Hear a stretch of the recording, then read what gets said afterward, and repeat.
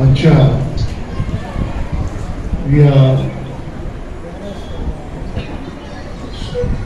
सभेचे अध्यक्ष Nilesh मोहितेजी, comrade Subodh More, advocate किरण तंदे, दिवाकर शेजवळजी,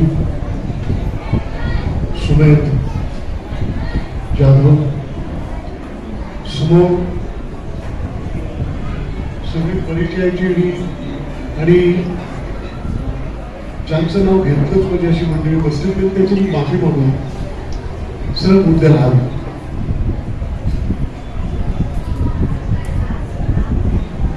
11 जुलै 1997 हे रमाबाई आंबेडकर नगरमध्ये जे हत्याकांड घडलं, मला वाटतं की आजचं हे जे शहीद स्मारक भवन जे झालं हे त्या हत्याकांडाचीच एक परिणती. 29 वर्ष झाली आणि अजूनही या हत्याकांडाच्या जखमा ह्या पूर्णपणे भरलेल्या नाहीत. समोर हिरामण गायकवाड बसलेले आहेत. पण जे 10 लोक ज्यांचे मुर्दे त्यावेळच्या जोशी मुंडे शासनानं पाडले, त्यावेळेला भाजप शिवसेनेचं राज्य आणि जो सार्वजनिक बुद्धविहाराच्या समोर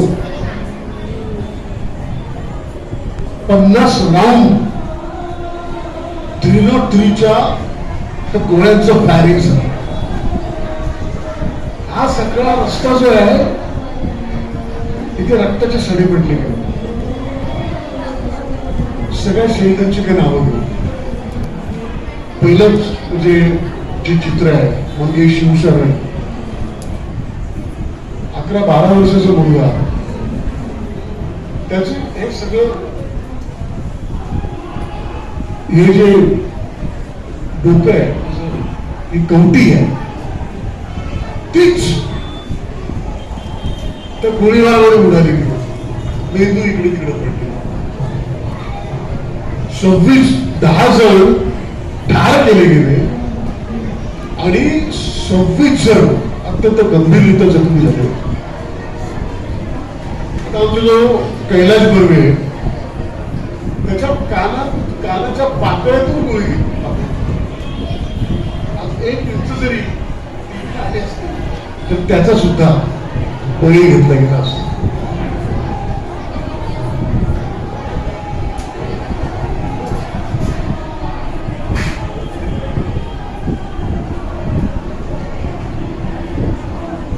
आमचा एक यशवंत गायकवाड म्हणून होता, त्याच्या मानेतून गोळी जाऊन सुद्धा तो वाचला. समोर हिरामण गायकवाड बसले. त्यांच्या पोटामध्ये सगळ्या गोळ्यांचे तुकडे सापडले, तुकडे घुसले. ते मरता मरता वाचले. समोर सुईदेवीची विष्णू बसलेले मगाशी बसले. सुईदेवीचे हा सुईदेवी नाही आहे तर हा जाधव आहे. तर मला असं वाटतं की हे हत्याकांड घडलं. आज सुद्धा जे सरकार आहे हे त्यावेळेचं जे सरकार होतं त्याच परंपरेतलं, पण त्याच्यापेक्षा 100 पट घातक असलेलं सरकार. या हत्याकांडापासून दिवाकरची आपण काहीही शिकलो नाही. त्याच्यानंतर बरेच हत्याकांड झाले. खैरलांजीचं हत्याकांड 1997 बदनी टोलाचं हत्याकांड बिहारमध्ये झालं. ज्याच्यामध्ये 54 दलितांचे मुर्दे पडले. हत्याकांडांची मालिकाच आपल्या राज्यामध्ये आणि देशामध्ये त्याच्यानंतरही घडलेली नाही, आताही घडते. रोज दलितांच्यावर अत्याचार होत आहे, बलात्कार होत आहे, सामूहिक हत्याकांड होत आहे, सामूहिक हल्ले होत आहे. परंतु ही सगळी प्रसार माध्यम ही या शासनाच्या हातात असल्यामुळं काय घडते हेही तुम्हाला कळत. दलितांवरील, आदिवासींच्या वरील, मुसलमानांच्या वरती इतके अत्याचार होत आहे की ते बातम्या तुमच्यापर्यंत पोहोचत नाही. आणि मला असं वाटतं की आत्ताच्या परिस्थितीमध्ये सगळ्यात मोठं हत्याकांड जे झालेलं आहे ते आंबेडकरी चळवळीचं झालं. ज्यांच्याशी आम्ही संघर्ष करायला पाहिजे, ज्यांच्याशी आपला कायमचा संघर्ष आहे, आंबेडकरी वैचारिकतेचा, ज्योतिबा फुलेंच्या वैचारिकतेचा, राजर्षी शाहूंच्या वैचारिकतेचा, ज्यांच्याशी आपला खराखुरा संघर्ष आहे, ज्या विचारधाराने या देशामध्ये विष पेरलंय, वस्त्यांच्या मध्ये अत्यंत विषारी वातावरण आहे आपल्या देशामध्ये. काही घडू शकतो. हे जे हत्याकांड घडलं त्याच्यापेक्षा 100 पटीने मोठी हत्याकांड उद्याच्या म्हणजे भविष्याच्या पोटामध्ये घडली. दंगली करून, कत्तली करूनच हे आरामभर सत्तेवर आलेले आहे. हा मोदी फार लोकप्रिय आहे म्हणून काय प्रधानमंत्री झालेला नाही, तर त्याचे हात गुजरातमध्ये त्याने हजारो मुस्लिमांच्या कत्तली केल्या, त्याच्या रक्तानं रंगले. आपण काही धडे नाही घेतले. आपण फक्त एक दुसऱ्याची टॉन्टिंग करतो. अत्यंत प्रतिकूल परिस्थितीमध्ये साधनांचा प्रचंड अभाव, ही सगळी वस्ती भीतीनं गारठलेली होती. कुणी कोणाशी बोलत नव्हतं. अशा अवस्थेमध्ये माझं नाव सातत्याने घेतलं जातं. मी त्याच्यामध्ये सगळ्यात मोठं काम ऐतिहासिक केलं ते तितकंसं खरं नाही. मी एकटा करू शकलो नसतो आणि कोणी एकटा टिकोजीराव काही करू शकत नसतो. जे काय होतं ते सामूहिक निर्णय होतो. माझ्याबरोबर मिलिंद भवन होते, सत्तर कावड उदय चौधरी माझ्याबरोबर, प्राध्यापक विश्वशिंदे माझ्याबरोबर, तिथे बनसुले पण असायचे अनुभव. आणि विशेष म्हणजे रमाबाई आंबेडकर नगरमधले दिल्लीचे सर्व कार्यकर्ते हे आम्ही एकत्रित होतो. नामदेवराव उबाळे होते, अशोक हिरे होते, देवीदास करमकर होते. मला त्यांची प्रकर्षण आठवण येते ते भास्करराव बर्वे साहेब सुद्धा, विकास सुद्धा होता. विकास सुरुवातीपासून हिरामण गायकवाड, त्याची सुईदेवी, अनिल गरुडची आई, आम्ही सगळे एकत्रित होतो. जाधव पण आले, आम्ही सगळे एकत्रित होतो. आणि त्यामुळे न्यायालयीन लढाई पण आपण याने पण आपल्याला लढावीच लागली. पण रस्त्यावरची लढाई आम्ही इतकी प्रचंड मोठी केली की इतिहासामध्ये झालं नसेल इतकं मोठं उपोषण रमाबाई आंबेडकर नगरमध्ये झालं. 8 ऑगस्टचा जो मोर्चा निघाला, हे जे बाळ ठाकरेंनी तेव्हा काय केलं होतं माहिती, मनोहर कदमने हा गोळीबार केल्यानंतर त्याला बाळ ठाकरेंनी शाबासकी दिली होती, त्याला विसरू शकत नाही. आत्ताची परिस्थिती अशी आहे, आज सगळा देश संकटामध्ये आहे. सगळा देश सर्वनाश होण्याच्या उंबरठ्यावर आहे. काही शिल्लक राहणार नाही. त्याच्या RSS मुळे झालं. आपल्या देशाचा सगळ्यात मोठा शत्रू RSS आणि RSSनेच हा उपवर्गीकरणाचा फास टाकला. ज्याच्यामध्ये आमच्या लोकांना अल्कोहोल असं म्हणतात ते चुकीचं आहे. आमचे सगळे दलाल लोक त्या फासामध्ये स्वतःहून गेलेले आणि जे RSSची दलाली करतात ते आंबेडकरवादी असू शकत नाहीत.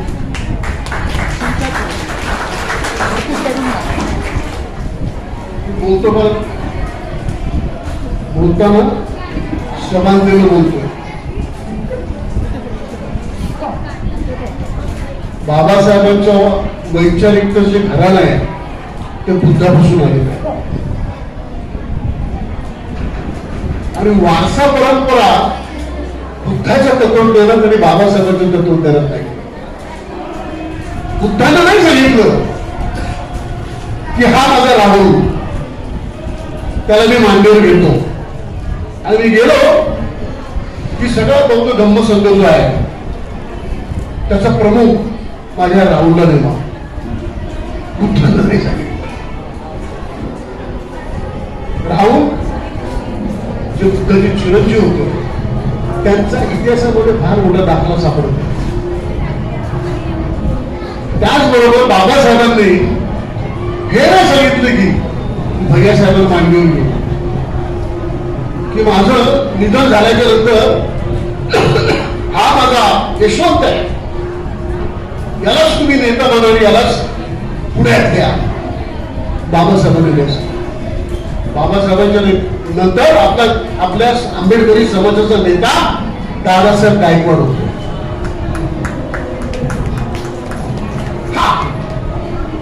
हे शिवाजी पार्कवर मात्र काय ठेकरणी सांगेल तलवारी नाचून माझ्यानंतर माझा उद्धव आहे आणि उद्धवच्या नंतर माझा आदित्य आहे.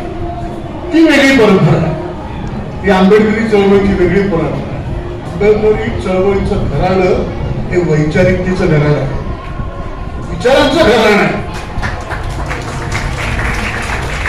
तेच घराणं वैचारिकतेचं धोक्यात आलं. एका हातात निळा बावटा घ्यायचा मला कळत नाही. आमची माणसं शिवसेनेत असतात, उभाट्यात असतात, फुफाट्यात असतात, राष्ट्रवादीमध्ये असतात, आंतरराष्ट्रवादीमध्ये असतात, काँग्रेसमध्ये पण असतात, भाजप पण असतात आणि परत ते सांगतात की आम्ही कट्टर आंबेडकरवादी आहोत. तुम्ही तुमचं शस्त्र हरवलेली माणसं, तुमच्या हत्या तोडून मारून टाकले लोक आहात. आपल्याला जयबी बोलण्याचा काही अधिकार नाहीये. आपण आपला रिपब्लिकन पक्ष घालून टाकला. हे हत्याकांड झालंय चौकामध्ये. रमाबाई आंबेडकर नगरातच हत्याकांड झाला जुलै महिन्यातच. असे खूप हत्याकांड होतात. असं पाऊस येतो आणि सांगितलं सगळं रक्त धुवून जातो. तिथं बघा शहीदांना अभिवादन करणारे कोणाकोणाचे बोर्ड्स आहेत. शिवसेनेचे पण आहेत. ज्याने हत्याकांड घडवली त्यांच्याच अभिवादनाचे बोर्ड आहे. आपला समाज वाया गेलेला आहे. आपण सर्वांनी मिळून ज्योतिबांचा, शाहू महाराजांचा आणि बाबासाहेब आंबेडकरांचा पराभव केलेला आहे. उपवर्गीकरणाच्या बाजूची सुद्धा लढाई जी मंडळी लढतायत आणि जी विरोधाची लढाई लढतायत त्या दोन्ही शक्तीचे पोषित कोण आहे? सत्ताधारी RSS. ह्या सगळ्या व्यूहातून बाहेर पडला आपण पडलो तरच आंबेडकरी चळवळ वाचू शकतो. बरोबर निलेश? तुम्ही 7 रस्त्यावर आलेले आहात. जिथं आमचा भाई होता बाजूलाच नामदेव राहायचा. नंतर तो समरस्थ मंचावरती मिळून आला. आमचं काय खरं नाही. आमचे कवी सुद्धा काय करतील त्याचा भरोसा नाही. मी कधी कधी गमतीनं म्हणतो पण आता फार वाईट वाटतं. कार्यकर्ते सापडून मिळत नाही शोधून काम करण्यासाठी. आणि कवींचे गोडाऊनचे गोडाऊन भरलेले जगामध्ये इतक्या मोठ्या प्रमाणात कविता प्रस्तुत करणारा म्हणजे बाळन करणारा समाज जगात कुठे नसतो. हा क्रांतिकारक गोष्ट असतात आपण. आता निळा बावटा पण घ्यायचा आणि पालख्या मोदीच्या उचलायच्या. ही ठोकबाजी बंद करायचं काम तुम्ही तरुणांनी पुढे येऊन केलं पाहिजे. मला बोलावं लागतं. सुरेश भट म्हणतात ना, सारे कसे पैसले चुपचाप आता मीच गेले बोलणे चुप आता. मला ते सतत करावं लागेल. मला या उपवर्गीकरणामधलं जे आरक्षण आहे ते धोक्यात आलेलं आहे. एकूण आरक्षणच धोक्यात. सगळे शासकीय उद्योग, सेवा उद्योग, त्याच्यामध्ये रेल्वे पासून तर विमानतळ, विमान सेवा, सर्व नगरपालिका, महानगरपालिका, खाण उद्योग सगळी बंद. शासनाचे सर्व विभाग यांचं खासगीकरण झालेलं. आरक्षण राहिले कुठे? मी ट्रेड युनियनिस्ट आहे, हजारो कामगारांचं नेतृत्व करतो. आता प्रशासनामध्ये जवळजवळ 60% ज्या जागा आहेत त्या आउटसोर्सिंगला दिलेल्या आहेत. नोकरीच नाहीये.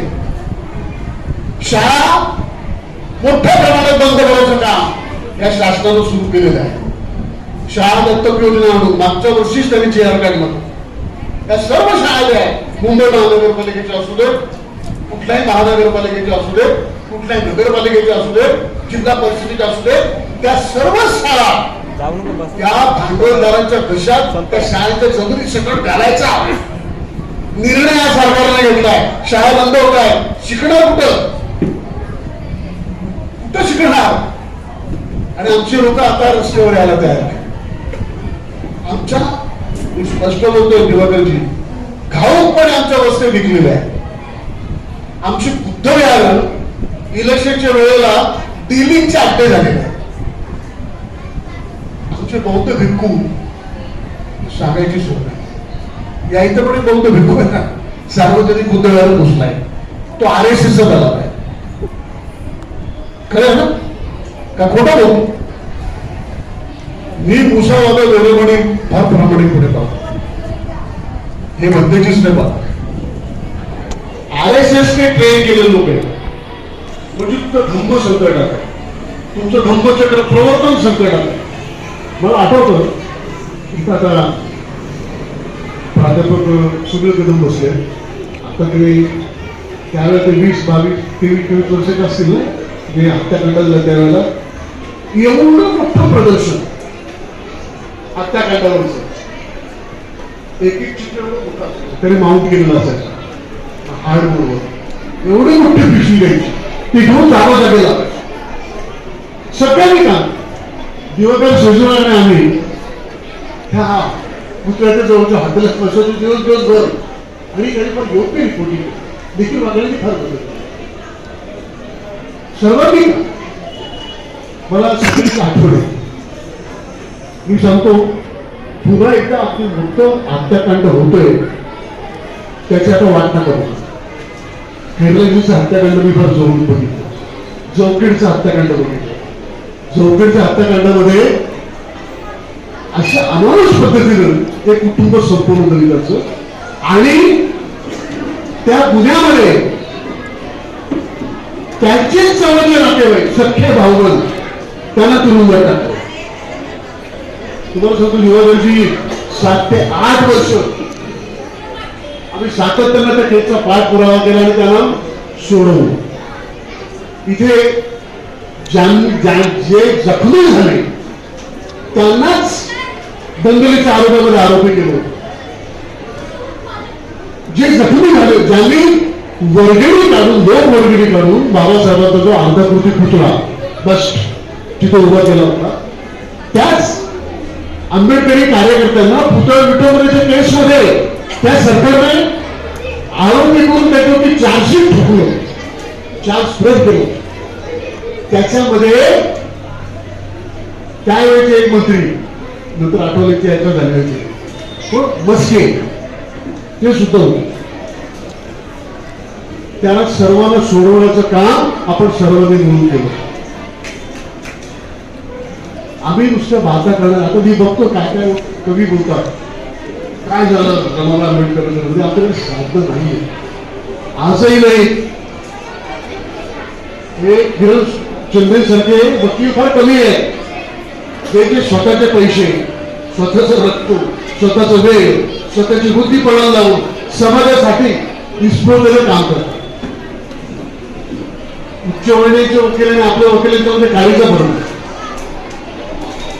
तुम्ही नुसतं नका बघू, डॉक्टर व्हा, इंजिनियर व्हा, वकील व्हा, बॅरिस्टर व्हा, IAS व्हा, IFS व्हा, IPS व्हा, आणि काय करा, मध्यमवर्गीय व्हा, बायको करा, आपल्या मुलांच्यावर लक्ष द्या, कुटुंब कोशामध्ये राहा, वर्षातून एक बाबाची शेतीची वर्गणी द्या,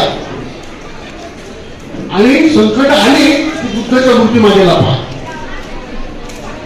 असं नाही करणार. संपूर्ण आंबेडकरी चळवळ संकटात आलेली आहे, धोक्यात आलेली आहे. मला सांगतो याच्यापेक्षा मुस्लिमांची इतक्या मोठ्या प्रमाणामध्ये लिंचिंग झाली आहे देशामध्ये, इतक्या मोठ्या प्रमाणात हत्या झालेल्या आहे. ते येत ना, ते जातेमध्ये आहे, त्याच्यानंतर नंबर आपला आहे. आणि बौद्ध दर्पक लोकांना बौद्ध होण्याचा अधिकार नाही. जो शूर आहे, जो प्रतिकार करू शकतो, तोच आंबेडकरवाद आणि बौद्ध होऊ शकतो. जो RSSच्या छावणीत जातो आणि भाजपचे झेंडे मिरवतो, तो हरामखोर बौद्ध असू शकत नाही. बौद्ध कोण? बुद्धाचा अनुयायी. बुद्धाने जगाला शांतीचा मार्ग दिला असेल, संदेशही दिलेला आहे, आणि अहिंसा हे सगळ्याचं तत्व त्याने दिलेलं आहे. पण बुद्धाला सगळी हत्यारं चालवता येत होती. शस्त्रांच्या स्पर्धेमध्ये तो पहिला आला होता. म्हणजे जे सशक्त असतात त्यांनीच आयुष्याचा पुरस्कार केला पाहिजे. ज्यांना टीबी झालेले, ज्यांना उठता येत नाही, बसता येत नाही, थकलेले, त्यांनी सांगायचं की आयुष्य वाढले. त्याला काय अर्थ नाही. आपण समजतो त्या अवस्था थकल्या झाली झाली. एकात एक नाही आणि बापात एक नाही अशी परिस्थिती. एका घरात 3-3 भाऊ, त्याचे 3-4 पक्ष असतात, आंतरराष्ट्रीय पक्ष असतात. तुम्ही पहिलं घरात एकत्र केलं यार. Charity begins from the home. तुमचा नेता कोण असावा हे आंबेडकरी समाजाचा, हे सुद्धा RSS मध्ये ठरलं जातं. वाईट काळ आलेला आज. म्हणून तुम्हाला सांगतो मी, आताची जी तरुण पिढी आहे ना, बघा मला आश्चर्य वाटतं तुम्ही या भानगडीत कसे पडले. 35-40 20ची जी तरुण आहे, सगळेजण या मोबाईल मध्ये अडकले आणि मोबाईल मध्येच बुडले, बाहेरच यायला तयार नाही. जेव्हा आम्ही बैठकी घेतो 50च्या वरचे सगळे लोक असतात. आता मी ज्याला तरुण समजायचो, त्या माझे धाकटे भाऊ सुने या साठीच्या बैठकी, तरुण पोरं पुढे यायला तयार नाही. मगाशी कोणीतरी आर्टिफिशियल इंटेलिजन्सचा तुम्ही उल्लेख केलात ना, सर्वात मोठा धोका दलितांना आहे त्याचा. आर्टिफिशियल इंटेलिजन्स म्हणजे काय हे आमच्यातले सोबत इंटेलिजंट लोकांना माहिती. एक मिलिंद गिरते म्हणून आपल्याकडे फार चांगले लेखक आहेत, त्यांनी त्याच्यावर 2 पुस्तकं लिहिली. आम्ही फक्त मोबाईलच्या पोस्ट वाचतो, बाबासाहेबांना वाचायचा विसरलो. आणि जर तुम्ही आत्ताच्या काळात जर बाबासाहेबांना वाचलं नाही तर तुम्ही वाचणार नाही. आणि बाबासाहेबांची जर वैचारिक गद्दारी केली तर तुमचं मरण असणार. आता मातंगाने काय बोलणार आपण, आपले भाऊच आहेत ते. आपल्यामधले अत्यंत जातीय अहंकारी अतिरेकी आणि मातंगांच्या मध्ये तसेच त्यांचं काय युद्ध झालेलं. आणि ते युद्ध आता नुसतं सोशल मीडियामध्ये राहणार नाही, वस्तीच्या पातळीवर होणार आहे. याजवी होईल अशी परिस्थिती आहे. इतकं विष RSSने पेरलंय. चावी मारली कोणाची, आपण शिवाय घेतो. हे RSSच्या नादाला लागलेले मातांग आणि तेच आमच्या महापुरुषांचा अपमान करतायत. म्हणजे तुमचे जे आहेत ते RSSच्या दावणीला मान केलं, त्यांच्याबद्दल सकट शब्द बोलतात. शेण तिकडे खातात आणि इथे खातायत. आता कोणीही आमच्यातले ज्यांनी लॉंग मार्च काढले त्यांचं डेस्टिनेशन कुठं, ही माणसं गेली कुठे, कुणी काय भविष्यात म्हणजे भूतकाळात तीर मारले. आमच्यामध्ये फार मस्त झालं ना, जेवढं पॅन्थरमध्ये होते ना, आता मी मिसळून फुटलो तेव्हा पॅन्थरमध्ये आलो. मला वाटतं माझ्या एवढे केसेस कोणावरती झालेले नाही, पण मी असं नाही म्हणत मीच सगळं केलं म्हणून. पण आम्हाला सुद्धा आता पॅन्थर काय होते शिकवणार लोक भेटतात. ज्यांना आम्ही चहा आणायला सांगायचो ते केंद्रात मंत्री जातात, आम्हाला त्याचं वाईट नाही वाटत. त्यांनी जे जो त्याग केलेला आहे, जे मोल दिलेलं आहे, ते आम्ही नाही देऊ शकत. आम्ही बाबासाहेब आंबेडकरांचा विचार कोणाच्या कोणालाही गाण ठेवणारे लोक नाही आहोत. मरण पत करू पण RSSची गुलाम नाही आहोत. मला आठवतो तो लढा जबरदस्त. 35,000 लोक उपोषणाला बसलेले होते. असं घडलं का नाही? रमाबाई आंबेडकर नगरच्या लोकांनी हा आघात सहन केला, पण ते परत उभे राहिले जोशी मुंडे सरकारच्या विरोधात, आणि तो लढा अजून संपलेला नाही. आणि हा लढा आपल्याला पृथक करून वेगळा करून पाहता येणार नाही. तर जिथे मी काय किरण काय आमचा सगळ्यात मोठा संचय आहे. अन्याय अत्याचाराची प्रकरण हाताळताना कळतं की ही सगळी व्यवस्था तुमची नाहीये, ही जातीबद्ध समाज रचना आहे. इथले पोलीस जातीमध्ये, इथले शासनकर्ते जातीमध्ये, प्रत्येक संविधानिक संस्था जातीवादी, न्याय व्यवस्था ही जातीवादी आहे. अॅट्रॉसिटीच्या केसेसमध्ये कन्व्हिक्शनचा रेट 2.7%. खैरलांजीच्या केसला सुद्धा अॅट्रॉसिटीचं कलम लावलं नाही. आम्ही मागणी केली, मोर्चा काढली की रमाबाई आंबेडकर नगर हे हा सुद्धा हत्याकांडाचा प्रकार हा अॅट्रॉसिटीचा प्रकार आहे, मॅसेकरचा प्रकार आहे, पण अॅट्रॉसिटीचं कलम लावलं नाही. उद्याचे दिवस फार कठीण आहे ना. सावध राहा, सावध राहा. तुम्हाला सांगतो, आम्ही आता 75 चाललो, पण आम्ही म्हातारे नाही राहतो, आम्ही ज्येष्ठ झालेलो आहोत. आताची तरुण पिढी म्हातारी झाली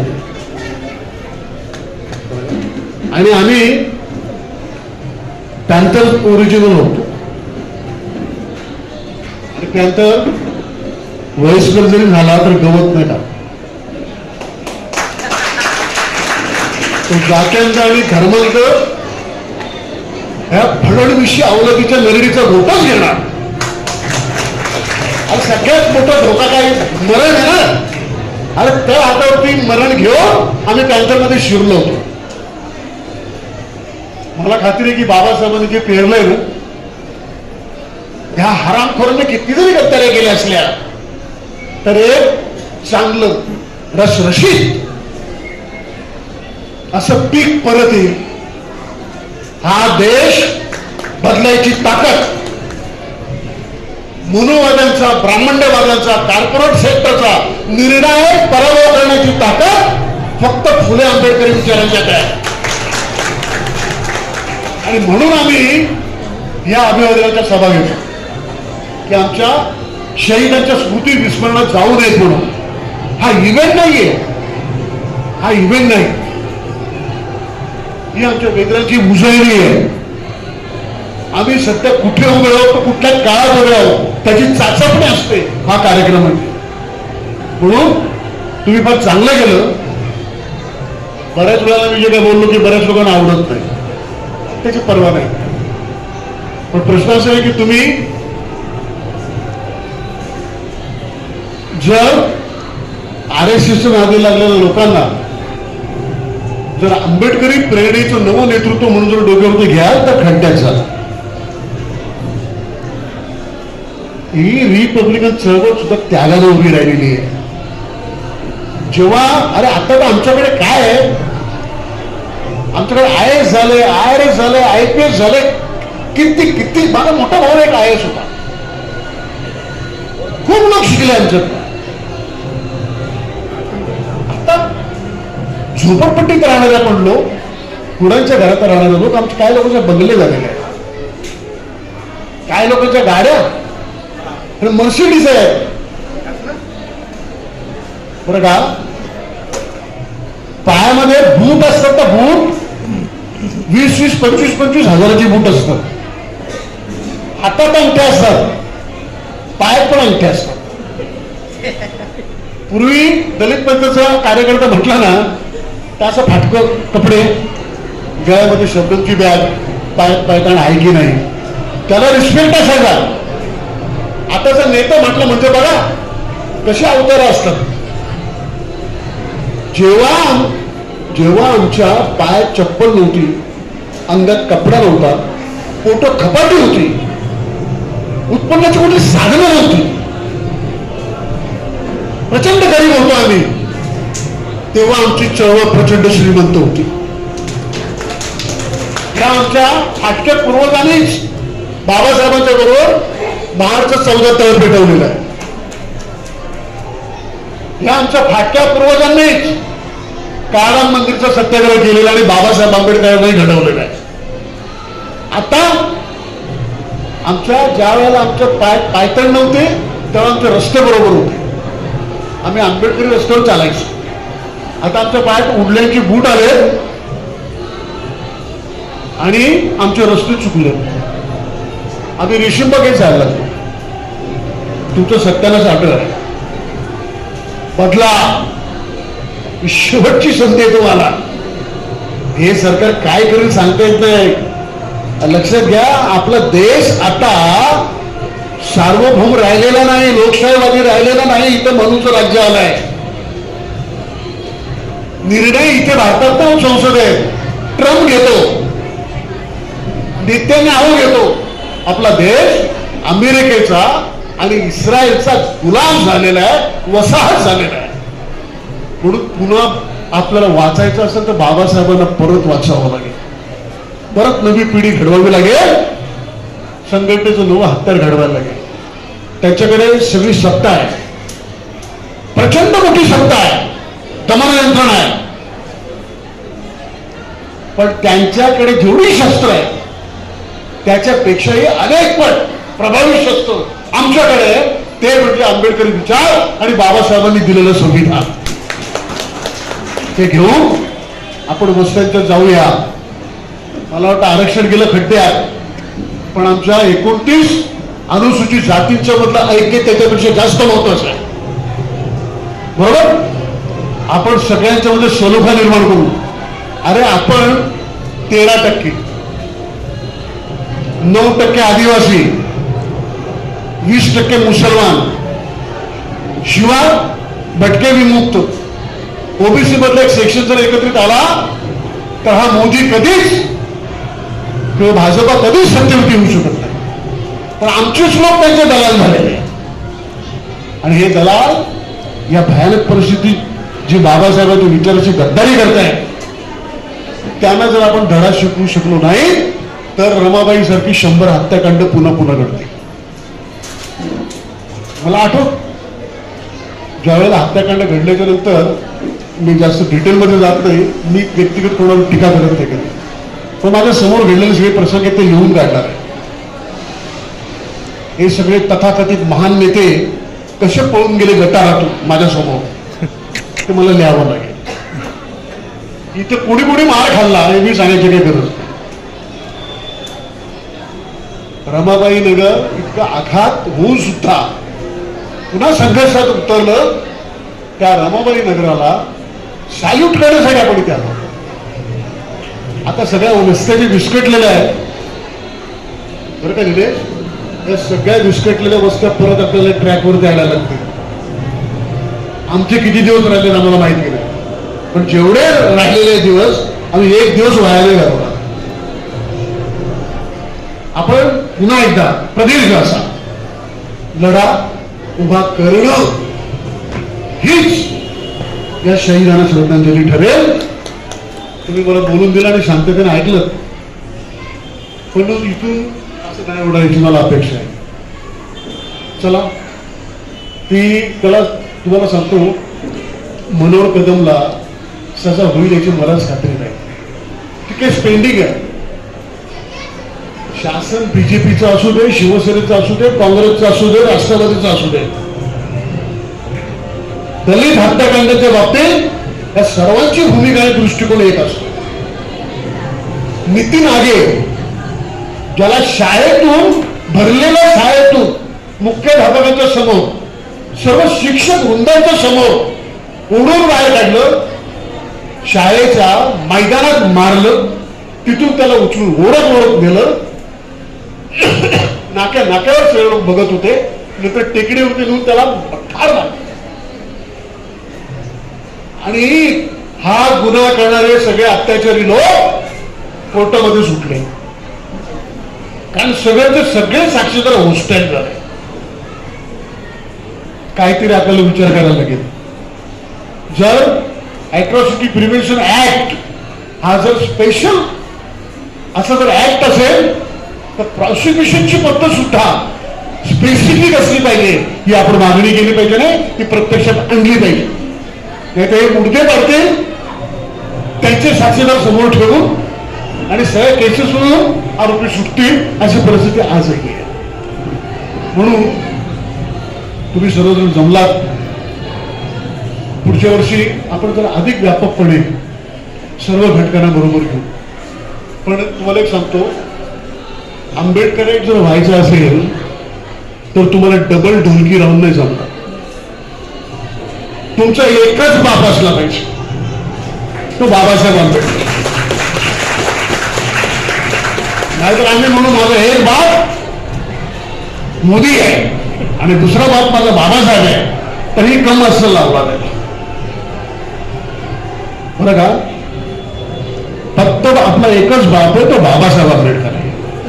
आणि एवढी जरी जाणीव ठेवली तरी आपल्या शरीरामध्ये 100 शस्त्रांचं बळ येतो. मी तुम्हाला सांगितलं, सगळ्यात मोठा हत्यार जे आहे ना आत्ताच, आपल्याला हिंसा करायची काही गरज नाही. फक्त संविधान बरोबर घ्या, हृदयात बाबासाहेब घ्या. जिंकणार आपण आहोत. बाबासाहेब जिंकणार आहे, ज्योतिबा फुले जिंकणार आहे, शाहू महाराज जिंकणार आहे, छत्रपती शिवराय जिंकणार आहे, आणि आनाजी पंत हरणार आहे, गोरवळकर हरणार आहे, सावरकर हरणार आहे, टिळक हरणार आहे, आणि हेर गवार तो पण हरणार. चला लढायला सुरुवात करू. आणि चांगल्या लढाईच्यासाठी आपण काही मुहूर्त बघणारे लोक नाही आहोत. आजच्या दिवसापासूनच ठरूया, पुन्हा नव्यानं फुले शाहू आंबेडकरी चळवळ उभी करूया. मी नेहमी उदाहरण देतो आणि थांबतो. दादा, सीजेपी वरती प्रकरण, सीजेपी काँग्रेस कॉक्रोच जनता पार्टी हे एक नवीन प्रकरण आलेलं आहे. जे कोणी या व्यवस्थेच्या विरोधामध्ये आहेत आणि जे लोकशाहीवादी आहेत, त्यांच्याबरोबर आंबेडकरवाद्यांनी राहिलंच पाहिजे. उदाहरण काय देतो, आम्हाला फार अभिनिवेश असतो. एखाद्याची गाडी, एखादी कार, त्याला जायचंय कुठेतरी, पण त्या गाडीचे चारी चाक पंक्चर आहे, स्टिअरिंग गेलेलं कामातून, इंजिन बंद पडलेलं आहे, अपहोल्स्ट्री ठिकाणावर राहिलेलं नाही, गंजली सगळी गाडी. तरी पण तुम्ही मी म्हणले माझी गाडी फार आवडती आहे, मी विचारतच बसून दिल्लीला जाणार आणि सत्ता काबीज करणार, तू जागचा असू शकत नाही. तर अशी गाडी जी भंगार झालेली आहे, तिला असं उचलायचं क्रेननी, भट्टीत टाकायचं, आणि तिचं जे वितळलेलं लोखंड आहे त्याच्यातून नवीन इंजिन घडवायचं, नवीन मागणी करायची आणि नवीन वापड करायची. तरच आपण पुढे जाऊ शकतो. तुम्ही जे म्हणाले हे जे विकले गेलेले दलाल भंगार आणि गणंग जे टुक्कार लोक आहेत, ते बाबासाहेबांची चळवळ पुढे देतील.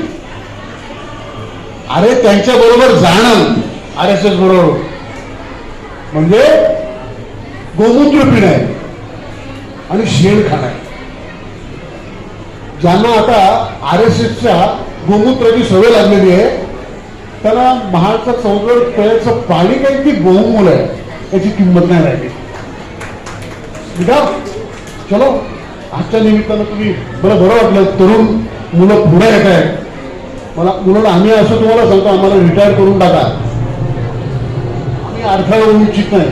तरुणांनी पुढे आलो, आम्ही त्यांचं स्वागत करणारे लोक आहोत.